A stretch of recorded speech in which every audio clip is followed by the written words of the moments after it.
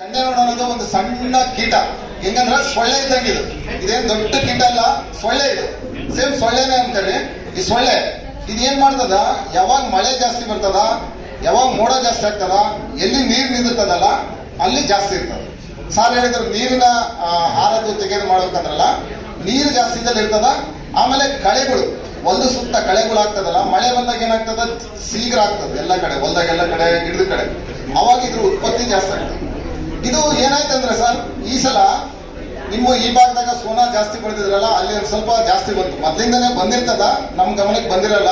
ಸ್ವಲ್ಪ ಸೋನಾ ಏನಾಗ್ತದ, ಯಾವಾಗ ತೆನೆ ಹೊಡಕ್ ಬರ್ತದಲ್ಲ, ತೆನೆ ಹೊಡಕ್ ಬಂದಾಗ ಸ್ವಲ್ಪ ಮೆತ್ತಗಾಗ್ತದ. ಅದ್ ಹೆಂಗಂದ್ರೆ ನಾವು ಇಂಗ್ಲಿಷ್ ಕನ್ನಡದಾಗ ಕರೆಕ್ಟ್ ಆಗಿ ವರ್ಣನೆ ಹೇಳ್ಬೇಕಂದ್ರ, ಹೆಣ್ಮಗಳು ಮಗುಗೆ ಜನ್ಮ ಕೊಡೋದಾಗ ಹೆಂಗ ಸೂಕ್ಷ್ಮವಾಗಿರ್ತದಲ್ಲ, ಆ ತರ ತೆನೆ ಎಗರವತ್ತಾಗ ಆ ಗಿಡ ಅಷ್ಟು ಸೂಕ್ಷ್ಮವಾಗಿರ್ತದೆ. ಅದ್ರ ಎಕ್ಸಾಂಪಲ್ ಹೇಳ್ಬೇಕಂದ್ರೆ, ಹಂಗಾಗಿ ಆ ಟೈಮ್ನಲ್ಲಿ ಮೇ ಬಿ ಅಟ್ಯಾಕ್ ಆಗಿರ್ಬೋದು. ಫಸ್ಟ್ ಟೈಮ್ ನಾನು ಕೇಳ್ತಾ ಇದ್ದೀನಿ, 60 ದಿನ ಮೇಲೆ ಬಂದಿರೋದು. ನಾನು ಅಷ್ಟು ಕೇಳಿಲ್ಲ, ನಾನೆಲ್ಲ ಸ್ಟಡಿ ಮಾಡಿದ ಪ್ರಕಾರ 60 ದಿನದ ಒಳಗೆ ಬರ್ತದ. ಆಮೇಲೆ ಈ ಸಲ ಸಸಿ ಮಡಿಗೆ ಯಾಕೆ ಜಾಸ್ತಿ ಬಂತು? ಈಗ ಸಸಿ ಮಡಿಗೆ ಯಾಕೆ ಬಂತಂದ್ರೆ, ಈ ಸಲ ಡಿಸೆಂಬರ್ ತನಕನೂ ಮಳೆ ಬಂತು. ಡಿಸೆಂಬರ್ ತನಕ ಮಳೆ ಬಂತು. ನಿಮ್ಮ ಭಾಗದಾಗ ಈ ಕಾಟಿಗಿ ಸುತ್ತಮುತ್ತ ಭಾಗದಾಗ ಏನ್ ಬಂದಿತ್ತಲ್ಲ, ಅದೇ ಸಿನ್ನೂರು ಭಾಗದಾಗ ಇದ್ದಿಲ್ಲ ಮೊದಲು, ಯಾವಾಗ ಮುಂಗಾರಿನಾಗ. ಇಲ್ಲಿ ನೀವೇನ ಹಾರ್ವೆಸ್ಟ್ ಮಾಡಿದ್ರಲ್ಲ ಸರ್, ಎಲ್ಲ ಹಾರ್ವೆಸ್ಟ್ ಮಾಡಿದ ಕೂಡಲೇ ಏನಾಯ್ತು, ಆ ವಾತಾವರಣ ಚೆನ್ನಾಗಿರೋದಕ್ಕೆ ಅದು ಹಿಂಗೆ ಮೂವ್ ಆಗಿ ಸಿಂಧನೂರು ಭಾಗತಾನು ಹೋಯ್ತು. ಇವತ್ತು ನೀವು ಶಾಪುರದಾಗ ಹೋಗ್ರಿ, ಇಲ್ಲ ಇದು ಈ ಸಮಸ್ಯೆ ಶಾಪುರ ಭಾಗದಾಗ ಇಲ್ಲ. ಇಲ್ಲಿಂದ ಹಿಂಗೆ ಸ್ಪ್ರೆಡ್ ಆಗಿದೆ. ಮತ್ತೆ ಇಲ್ಲಿಂದ ಈ ಕಡೆ ಹೋಗಿಲ್ಲ. ಆ ಹುಳ ಮಳೆ ಜಾಸ್ತಿ ಆಗೋದಕ್ಕೆ ಬಂದಿದೆ. ಮಳೆ ಯಾವಾಗ ಜಾಸ್ತಿ ಹಾಕೊಂಡು ಹೋಗುತ್ತಲ್ಲ ಇದು ಬರ್ತದ, ಮೋಡ ಜಾಸ್ತಿ ಒಂದೆಲ್ಲ ಬರುತ್ತಾ. ಇದು ಏನ್ ದೊಡ್ಡ ಪೆಸ್ಟ್ ಅಲ್ಲ ಸರ್, ಕಂಟ್ರೋಲ್ ಮಾಡ್ಬೋದು. ಭಯ ಪಡಬಾರ್ದು. ಫಸ್ಟ್ ಥಿಂಗು ಕರೆಕ್ಟ್ ಆಗಿ ಮ್ಯಾನೇಜ್ಮೆಂಟ್ ಪ್ರಾಕ್ಟೀಸ್ ಮಾಡಿದ್ರೆ ಕಂಟ್ರೋಲ್ ಮಾಡ್ಬೋದು. ಫಸ್ಟ್ ಥಿಂಗ್ ಸಾರ್ ಹೇಳಿದ್ರಲ್ಲ, ಸಸಿ ಮಡಿಯಿಂದ ಶುರು ಮಾಡೋಣ.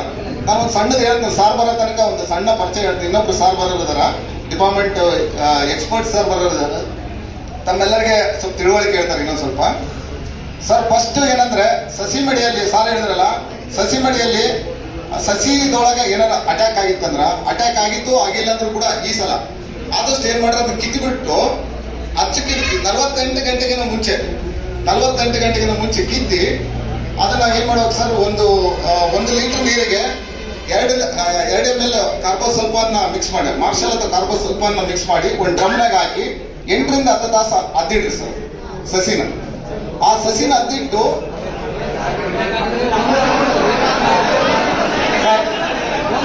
ಸರ್ ಇದು ಸೈಂಟಿಫಿಕಲ್ ಆಗುತ್ತಾ ಇಲ್ಲ ಸರ್?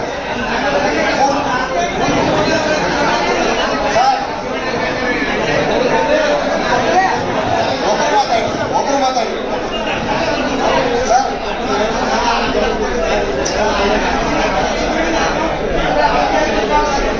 ಸರ್ ಒಬ್ರು ಮಾತಾಡ್ರಿ ಸರ್, ಒಬ್ರು ಮುಂದೆ ಬಂದು ಮಾತಾಡ್ರಿ.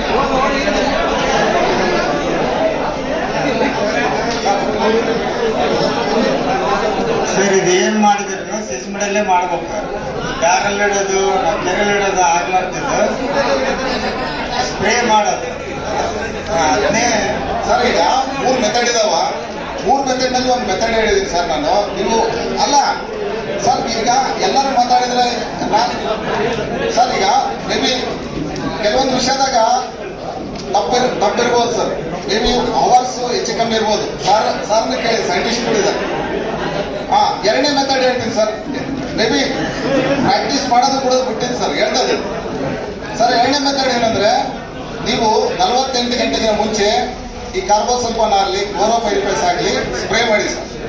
ಸ್ಪ್ರೇ ಮಾಡಿ ಆಮೇಲೆ ಇನ್ನೊಂದು, ಆ ಮಡಿ ಇರ್ತದಲ್ಲ ಸಸಿ ಮಡಿ ಸುತ್ತ ನೀರು ಹೊರಗೆ ಹೋಗ್ಲಾರ್ದಂಗೆ ನೋಡ್ಕೊಂಡು ಉಸುಗಿನಾಗ ಕಲ್ಸ್ಕೊಂಡು, ಉಸುಗಿನಾಗ ಕಾರ್ಬೋಸಲ್ಫಾನ್ ಆಗಲಿ ಕ್ಲೋರೋಪೈರಿಫಾಸ್ ಆಗಲಿ ತಗೊಂಡು ಉಗ್ಗಿಬಿಡಿ ಸರ್.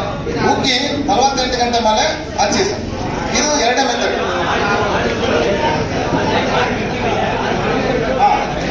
Sir right. ಈಗ ಸರ್ ಒಂದು ಸರ್ ಮಾತಾಡೋದು ಸರ್, ಇದು ಯಾವುದೇ ಒಂದು ಈ ಕೋವಿಡ್ ಬಂತು ನಮ್ಗೆಲ್ಲ.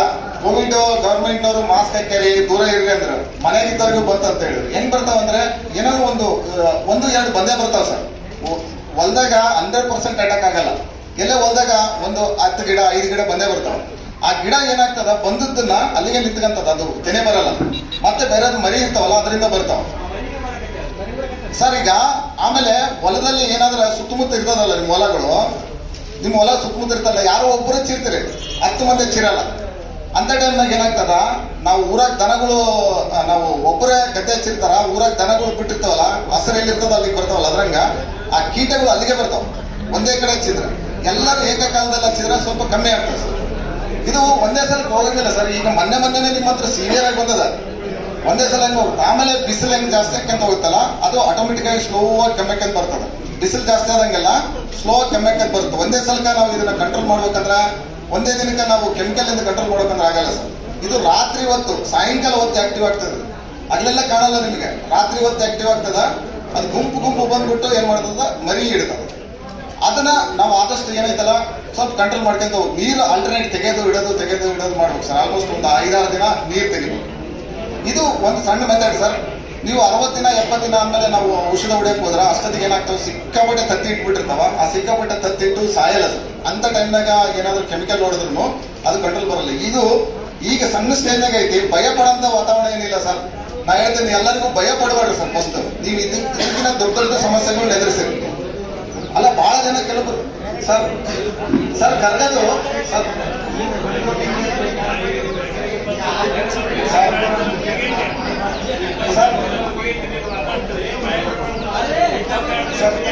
ಸರ್ ಈಗ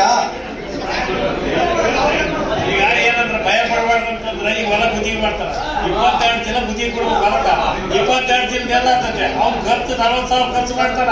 1 ನಿಮಿಷ ನೀವು ಹೇಳ್ರಿ ಗಾರ್ಡನ್ ಹಚ್ಚೋಣ ಅಂತ ಹೇಳಿದ್ರೆ ಅದು ಉತ್ತಮ.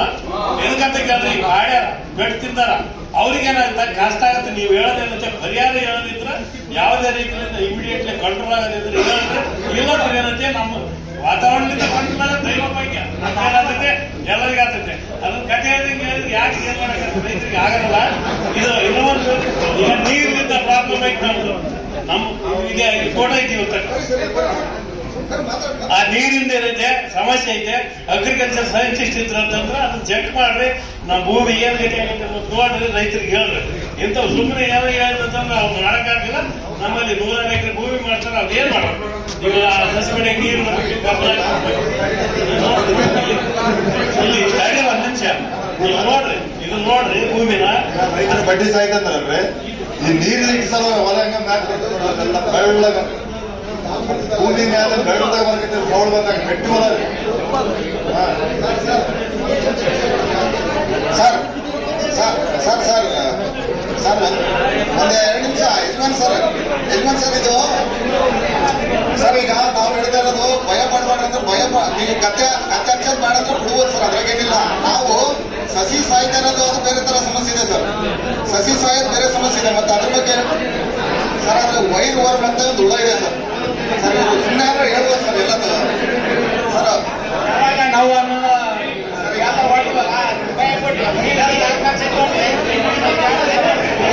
ರೋಗ ಬಗ್ಗೆ ಮತ್ತೆ ಕೀಟ ಬಗ್ಗೆ ನಾವು ಚರ್ಚೆ ಮಾಡುವ. ಸಾಕಷ್ಟು ಸಮಸ್ಯೆ ಇದೆ, ನನಗೂ ಗೊತ್ತು. ಈಗ ನೋಡಿ ಹೇಳುವಾಗ ನಾವು 4-5 ವಿಧಾನಗಳನ್ನ ಹೇಳ್ತೀವಿ. ನಮ್ಮ ರೈತ ಬಾಂಧವರು ಏನ್ ಮಾಡಬೇಕು, ನಿಮ್ಮ ಸ್ಥಳೀಯವಾಗಿ ನಿಮ್ಗೆ ಅನುಕೂಲವಾಗಿ ಏನಾಗ್ತದೆ ಅದನ್ನ ನೀವು ಅಲ್ಲಿ ಉಪಯೋಗ ಮಾಡ್ಕೊಂಡು ನಿರ್ವಹಣೆ ಮಾಡ್ಕೋಬೇಕು.